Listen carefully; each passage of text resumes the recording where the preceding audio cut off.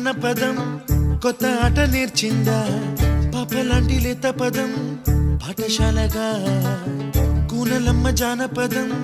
పల్లె దాటి వచ్చిందా చవళిల జానతనం పాట చూపగా కుంచెలో దాగే చిత్రాలు ఎదురొచ్చేలా